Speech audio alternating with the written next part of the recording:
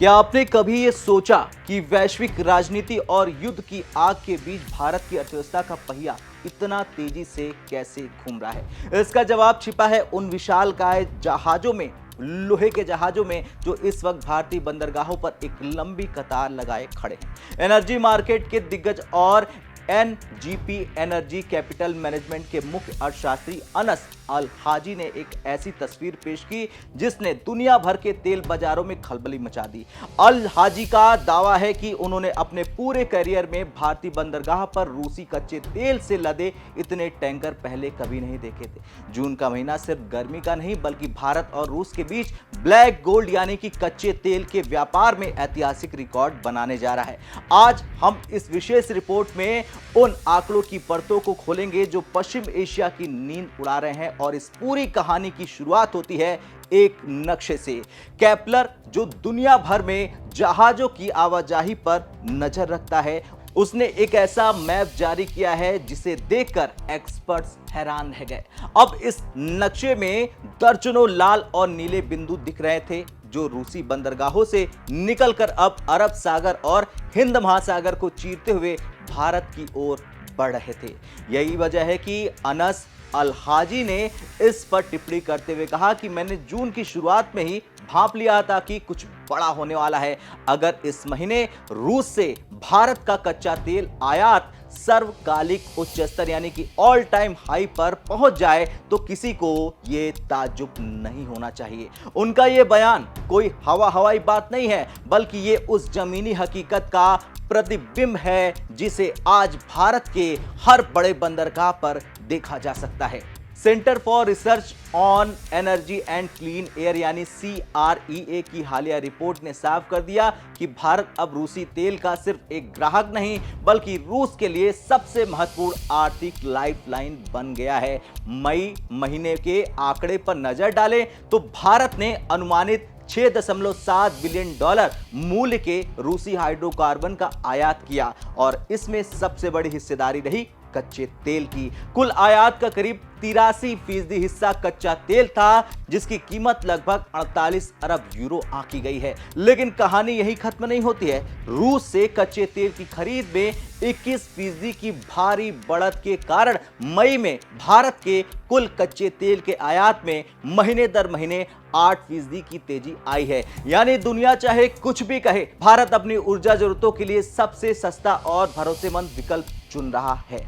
अब इस रिकॉर्ड तोड़ आयात का असर भारत के रिफाइनिंग सेंटर्स पर भी साफ देखा जा सकता है। गुजरात से लेकर आंध्र प्रदेश तक भारत की रिफाइनरियां इस वक्त ओवर टाइम मोड में काम कर रही हैं।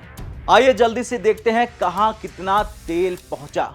सबसे पहले बात वडीनार रिफाइनरी गुजरात की। यहां अप्रैल के मुकाबले रूसी तेल की आवक में 36% की जबरदस्त उछाल देखी गई। दूसरा है जामनगर रिफाइनरी कॉम्प्लेक्स। दुनिया की इस सबसे बड़ी रिफाइनरी में भी आपूर्ति 14% बढ़ गई है। तीसरा है न्यू मैंगलोर और विशाखापट्टनम। सरकारी क्षेत्र की भी इन रिफाइनरियों ने भी आयात में क्रमशः 13% और 42% की रिकॉर्ड बढ़ोतरी दर्ज की गई है। भारतीय रिफाइनर कंपनियों ने रियायत रूसी कच्चे तेल को प्रोसेस करने की अपनी क्षमता को इतना बेहतर बना लिया कि अब वे कम कीमत पर तेल खरीदकर अपने रिफाइनिंग मार्जिन को कई गुना बढ़ा रही हैं।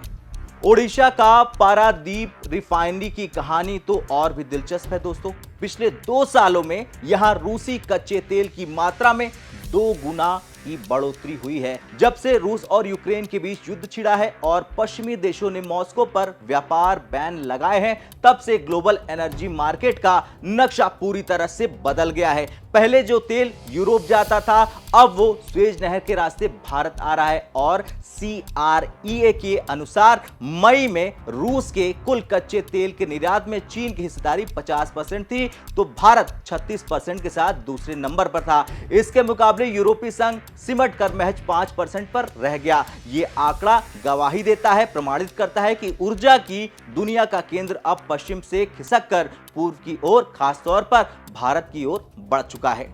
एक सवाल जो आपके मन में जरूर होगा कि इसका आम आदमी को फायदा क्या होगा, चलिए ये भी जान लेते हैं। रूसी तेल पर मिलने वाला डिस्काउंट भारत को अपनी मुद्रा यानी रुपी को स्थिर रखने और महंगाई को कंट्रोल करने में मदद कर रहा है। अगर भारत ने ये महंगा तेल खाड़ी देशों से खरीदा होता तो आज पेट्रोल डीजल की कीमतें और भी आसमान पर छू रही होती, हालांकि अभी भी आसमान पर हैं। भारत की रणनीति साफ है, राष्ट्रहित सर्वोपरि। भारत ने यह साबित कर दिया कि वो अपनी ऊर्जा सुरक्षा के लिए किसी भी महाशक्ति के दबाव में आने वाला नहीं है।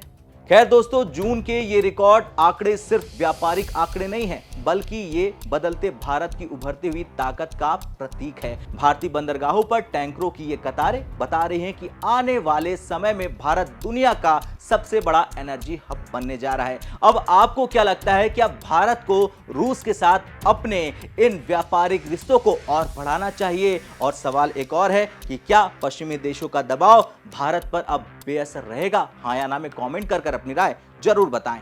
जय हिंद।